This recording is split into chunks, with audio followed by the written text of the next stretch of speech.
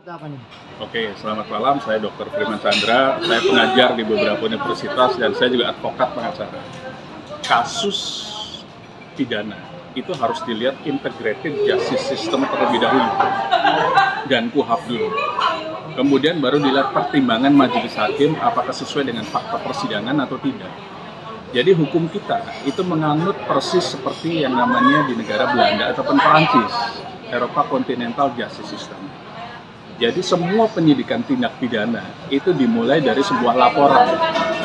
Setelah itu diproses di kepolisian setempat sesuai dengan lokus deliktinya atau tindak kejadian perkara pidana tersebut.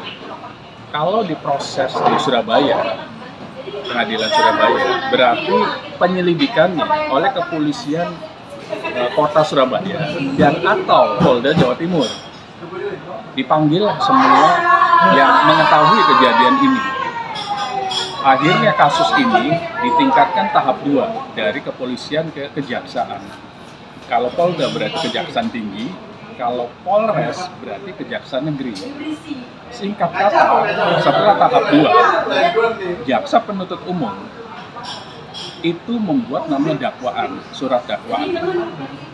Kemudian jaksa penuntut umum membentuk tim jaksa penuntut umum untuk hadir sebagai pengacara negara di pengadilan negeri setempat. Misalnya Surabaya berarti pengadilan negeri Surabaya. Sidang berlangsung dengan pembacaan dakwaan terlebih dahulu. Kemudian dieksepsilah oleh kuasa hukum dari terdakwa agar sidang tidak berlanjut ke substantif perkara. Makanya majelis hakim ada namanya putusan sela. Namun dalam putusan sela ternyata eksepsi dari kuasa hukum ditolak oleh majelis hakim. Akhirnya sidang lanjut ke pembuktian dan kesaksian. Pembuktian apa? Pembuktian terjadinya tindak pidana pembunuhan tersebut di pasal 338 yang didakwakan oleh jaksa penuntut umum. Namun sayangnya kami sebagai praktisi hukum, kenapa jaksa penuntut umum tidak memasukkan pasal yang final, pasal yang maksimal, namanya pasal 340 KUHP, yang ancaman hukumannya kan maksimal sampai pidana mati. Contoh kasus Dante. Kenapa kasus Dante pelakunya masuk di pasal 340? Kenapa kasus Vina Eki masuk di pasal 340? Kenapa kasus yang Surabaya tidak masukin pasal 340 KUHP? Itu saran dari praktisi hukum. Kenapa tidak dimasukkan? Oke lah, sudah terjadi. Kemudian setelah itu saksi dihadirkan dari jaksa penuntut umum, apakah ada atau enggak. Kemudian saksi dari terdakwa dihadirkan. Kemudian alat bukti yang mengatakan terjadinya pembunuhan itu dihadirkan oleh jaksa. Alat bukti yang meringankan namanya adecas dihadirkan oleh kuasa hukum. Setelah itu sidang berlanjut ke tuntutan. Dituntutlah terdakwa dengan 12 tahun pasal 338. Kalau 13 tahun, hakim memutuskan boleh di bawah 12 atau 13 tahun. Boleh. Jarang ada hakim yang naik. Kemudian lawyer bikin pledoi, nota pembelaan. Terakhir minggu depan atau 2 minggu lagi putusan majelis hakim, dan putusan majelis hakim sudah dibacakan dengan pertimbangan pada amar putusannya membebaskan demi hukum terdakwa. Karena apa? Tidak ada saksi dari jaksa penuntut umum. Dan menurut fakta persidangan, kematian dari korban yang namanya Gini itu karena alkohol, bukan pembunuhan. Apa yang terjadi? Berarti majelis hakim memerintahkan kepada jaksa penuntut umum untuk membebaskan Gini, membebaskan Rona, membebaskan terdakwa dari segala dakwaannya. Akhirnya terdakwa bebas demi hukum. Dengan bebas demi hukum, automatically dia menjadi manusia bebas lagi. Kemudian apa yang harus dilakukan oleh jaksa penuntut umum dalam upaya hukum berikutnya? Yang namanya upaya hukum luar biasa. Kalau putusannya bebas, itu nggak boleh banding. Jadi langsung kasasi ke Mahkamah Agung. Tapi kalau putusannya Di bawah itu misalnya jadi 10 tahun, itu baru banding ke Pengadilan Tinggi Jawa Timur. Karena ini adalah putusannya bebas murni, akhirnya jaksa penuntut umum melakukan kasasi langsung ke Mahkamah Agung yang ada di Jakarta, di Medan Merdeka Utara, gedung Mahkamah Agung. Dikasih waktu berapa lama? Menurut KUHP maksimum adalah 14 hari. Jadi jaksa penuntut umum harus membuat memori kasasi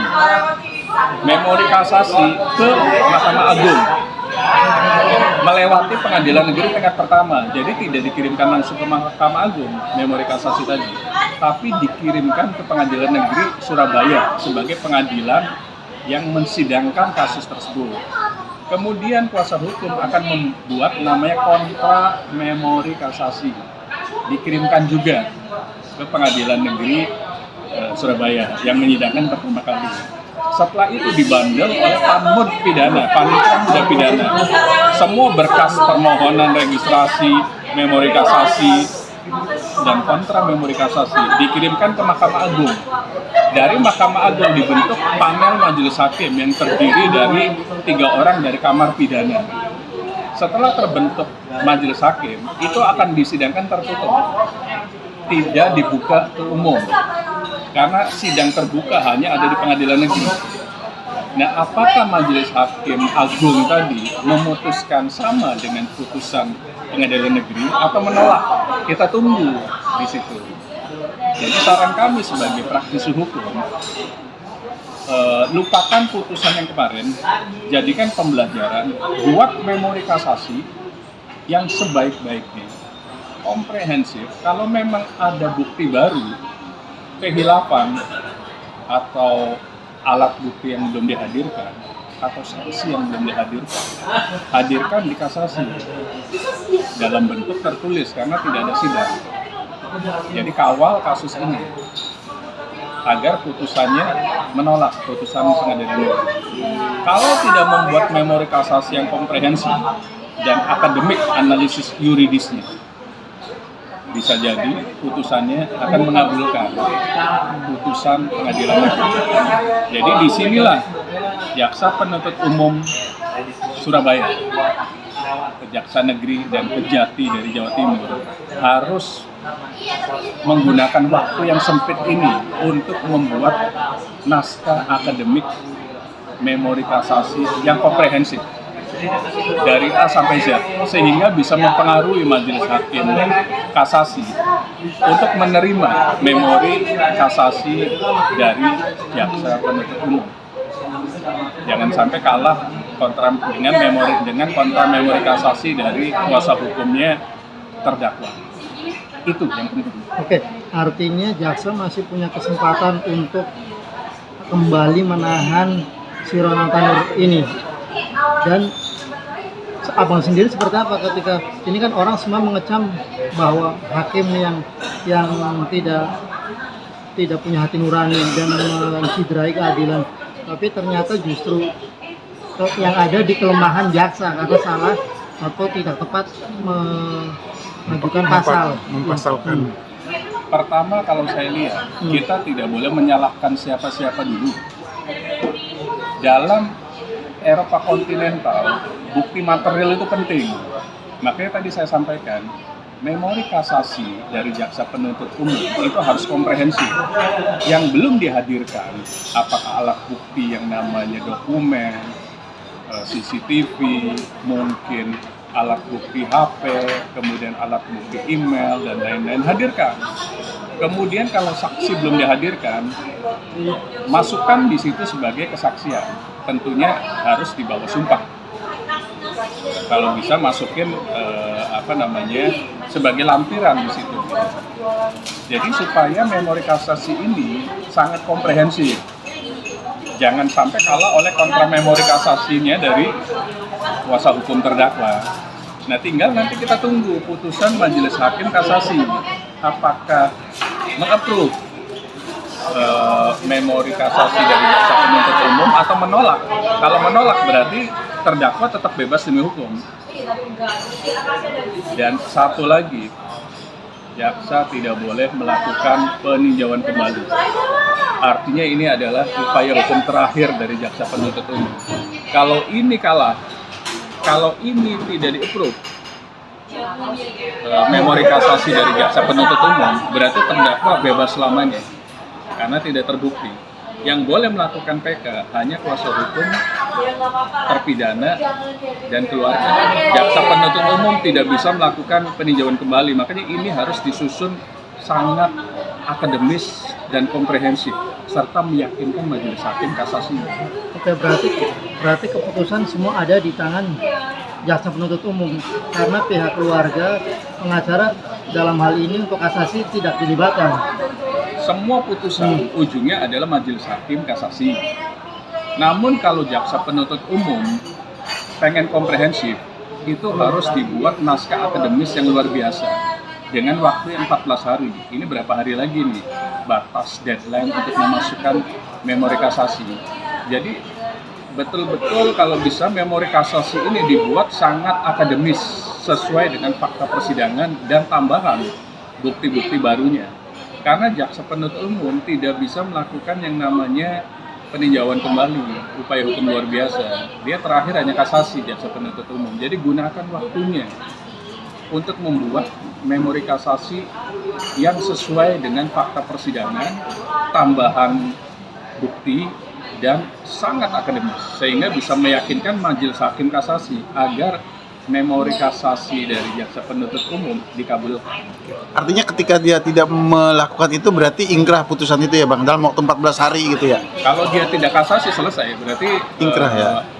Putusan pengadilan negeri Surabaya itu sudah ingkrah, berkekuatan hukum tetap. Makanya gunakan, ini waktunya berapa hari lagi nih, harus manfaatkan.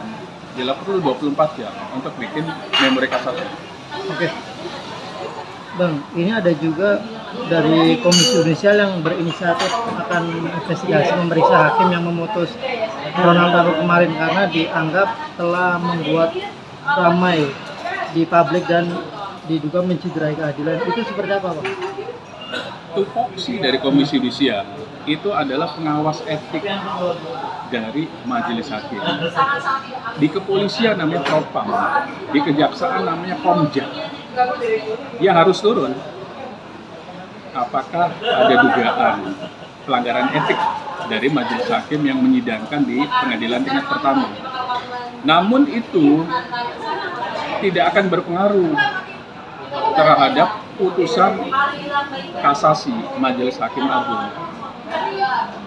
Jadi berjalannya pemeriksaan etika kepada majelis hakim pengadilan negeri Surabaya itu tidak ada korelasinya dengan majelis hakim agung karena gedungnya berbeda, hakimnya berbeda.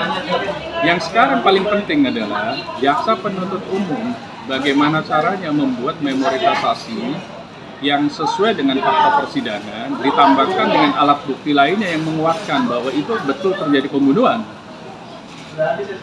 dan alat bukti lainnya sehingga bisa meyakinkan majelis hakim agung yang ada di Mahkamah Agung untuk meng-approve memori kasasi dari jaksa penuntut umum. Jadi fokus di situ saja jaksa penuntut umum, jangan fokus di Komisi Yudisial karena itu akan berjalan berbeda, goalnya pun berbeda. Bang, melihat abang, Bang, tapi apa Bang, ada apa rasa dampak negatif, kekhawatiran atau ketakutan dari putusan hakim kemarin? Artinya kan menjadi presiden buruk dan bisa jadi jurisprudensi ketika orang sudah dinyatakan bersalah, bukti ada tapi diputus bebas. Itu seperti apa Bang? Orang yang jadi tersangka dan terdakwa pun banyak juga yang diputus bebas. Jadi kalau jurisprudensi banyak juga. Kasus korupsi ada juga yang diputus malah di pra peradilan, belum sampai pengadilan. Kemudian ada kasus korupsi yang extraordinary crime, diputus di pengadilan bebas murni juga. Artinya apa?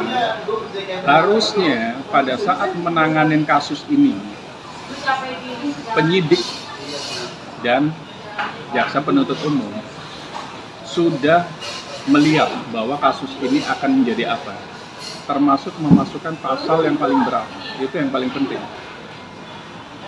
Jadi dimulailah dari penyidikan dan penuntutan. Kalau penyidikan penuntutan pasalnya paling berat, hakim itu akan melok, oh pasalnya berat. Jarang ada pasal berat, pasal dengan pidana mati itu bebas, jarang ada, bahkan mungkin nggak ada jurisprudensinya. Nah itu pertanyaannya kenapa JPU hanya pasal 338? Kenapa nggak 340 pembunuhan Kenapa nggak berencana? 340 pembunuhan berencana? Janta aja bisa loh pembunuhan berencana. Eki Vina bisa pembunuhan berencana. Meskipun sekarang lagi mulai ada koreksi-koreksi dari masyarakat dan dari terpidana yang melakukan PK. Nah disitulah mestinya dimulai dari pengacara negara yang namanya jaksa penuntut umum. Kalau memang kasus ini berat, kenapa tidak memasukkan pasal 340 supaya ngelok di sana? Kemudian siapkan saksi yang kuat, saksi fakta. Jangan kasus berat, saksinya pun tidak mengerti apa-apa. Saksi fakta definisinya adalah saksi yang melihat, menyaksikan, dan mendengar. Dia ada di situ, itu saksi fakta. Pertanyaannya, saksi fakta yang dihadirkan oleh jaksa penuntut umum di Pengadilan Negeri Surabaya ada apa enggak? Pertama itu. Yang kedua, kualitas kesaksiannya bagaimana? Sampai tiba-tiba majelis hakim memutus bebas dengan amar putusan tidak ada saksi. Berarti kan ada dua kemungkinan, tidak ada saksi sebenarnya sama sekali, atau kualitas dari kesaksian saksi dari JPU yang namanya saksi fakta itu tidak berkualitas. Itu sebenarnya harus diperbaiki sehingga apa? Dakwaan itu diamini atau tuntutan diamini menjadi putusan. Bukan majelis hakim mengamini pledoi dari kuasa hukum. Ini kan mengamini pledoi dari kuasa hukum, bukan mengamini tuntutan dari jaksa penuntut umum yang mengakibatkan amar putusannya terdakwa bebas. Bang, bukti persidangan itu cukup menguatkan sih, artinya Abang sebagai praktisi hukum melihat nih adanya mungkin CCTV itu kan sebenarnya kan bisa menguatkan bahwa pelakunya ini dan melakukan tindakan kekerasan, artinya seperti itu Bang. Ini diyakinin bisa nggak sih Bang dalam persidangan itu bukti CCTV Bang, Abang melihat seperti itu nggak sih? Alat bukti dalam persidangan supaya bisa menjerat terdakwa menjadi terpidana yang paling kuat adalah saksi ya. fakta, bukan CCTV. CCTV adalah petunjuk atau dokumen saja. Yang kuat adalah orang yang menyaksikan terjadinya dugaan tindak pidana tersebut. Itu yang paling penting. Kalau saksi ahli itu akademis. Dia membela ilmu pengetahuan, hukum acaranya, harus dua alat bukti dan lain-lain. Karena saksi ahli itu tidak melihat langsung betul nggak ada kejadian tindak pidana tersebut. Gitu. Jadi saksi faktanya kenapa tidak ada dan atau kenapa tidak berkualitas? Bukti rekaman itu ada tindakan kekerasan Bang, gitu. Masuknya kan kalau misalnya dalam itu kan masuk dalam saintifik ya. Abang melihat sebenarnya itu bisa menguatkan nggak sih Bang? SCI yang namanya kita Scientific Criminal Investigation itu dihadirkan sebagai alat bukti. Tapi yang terpenting adalah kualitas saksi. Saksi itu adalah penting. Kalau alat bukti itu salah satu saja, tapi bukan important thing dalam sebuah kesaksian. Itu sebenarnya. Makanya pertanyaan atau analisis yuridis dari putusan majelis hakim ini, kita melihat bisa jadi tidak ada saksi dan atau kesaksiannya tidak berkualitas. Jadi bagaimana majelis hakim tidak memutus bebas kalau jaksa penuntut umum tidak berupaya untuk menghadirkan saksi dan atau saksi yang berkualitas. Tinggal sekarang gimana caranya, kita jangan berpolemik dulu, gimana caranya agar memori kasasi dari jaksa penuntut umum itu komprehensif gitu. Kalau memang belum dihadirkan alat bukti, belum dihadirkan kesaksian, hadirkan dalam bentuk tulisan sebagai lampiran memori kasasi jaksa penuntut umum supaya apa? Majelis Hakim Agung itu menilai kualitas memori kasasi dari JPU itu berkualitas dibanding kontra memori kasasi dari kuasa hukum terdakwa.